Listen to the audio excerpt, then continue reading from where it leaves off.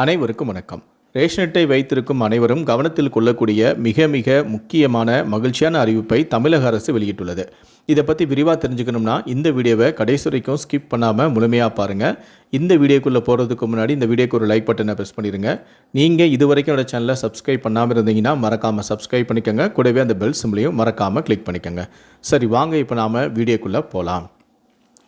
முதலமைச்சர் விஜய் தலைமையிலான தாவேகா அரசு ஆட்சி பொறுப்பேற்று 50 நாட்களை நெருங்கி வரும் நிலையில் தேர்தல் அறிக்கையில் அறிவிக்கப்பட்ட முக்கிய வாக்குறுதிகளை செயல்படுத்தும் பணிகள் தொடர்ந்து நடைபெற்று வருகின்றன. ஏற்கனவே 3 முக்கிய திட்டங்களான அறிவிப்புகள் வெளியாகியுள்ளதால் மகளிர் உரிமை தொகை திட்டம் எப்போது நடைமுறைக்கு வரும் என்ற எதிர்பார்ப்பு மேலும் அதிகரித்துள்ளது. தாவேகா அரசு கடந்த மே மாதம் 10ஆம் தேதி பதவியேற்ற உடனேயே பல முக்கிய கோப்புகளில் கையெழுத்திட்டது. 500 யூனிட்டுக்கு மின்சாரம் பயன்படுத்தும் குடும்பங்களுக்கு 200 யூனிட் இலவச மின்சாரம் வழங்கும் திட்டம் அதில் முக்கியமானதாகும்.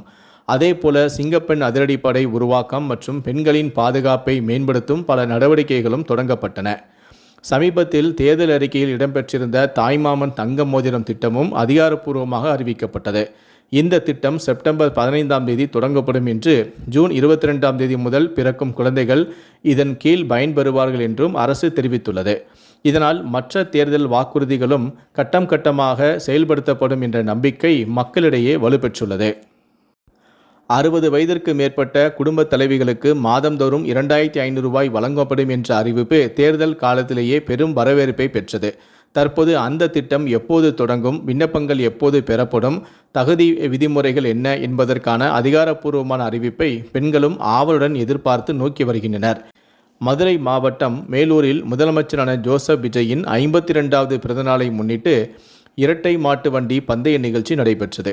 இதில் கலந்து கொண்ட அமைச்சரான நிர்மல்குமார் நிகழ்ச்சியை கொடியமைத்து தொடங்கி வைத்தார்.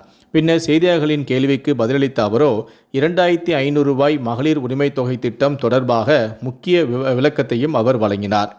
செய்தியாளர்கள் எழுப்பிய கேள்விக்கு பதிலளித்த அமைச்சரோ பட்ஜெட் கூட்டத்தொடர் நிறைவடைந்த பிறகு மகளிர் உரிமை தொகை திட்டம் குறித்து விரிவாக பரிசீலனை செய்யப்படும் என தெரிவித்தார். இதன் மூலம் திட்டத்தின் நடைமுறை அமலாக்கம், பயனாளிகளின் தேர்வு மற்றும் நிதி ஒதுக்கீடு உள்ளிட்ட அம்சங்கள் பட்ஜெட்டுக்கு பிறகு இறுதி செய்யப்படலாம் என்று எதிர்பார்ப்பு உருவாகியுள்ளது. பட்ஜெட் கூட்டத்தொடருக்கு பிறகு இந்த திட்டம் குறித்து முக்கிய முடிவுகள் வெளியாகும் என அமைச்சர் தெரிவித்திருப்பது மகளிருக்கிடையே புதிய எதிர்பார்ப்பையும் ஏற்படுத்தியுள்ளது.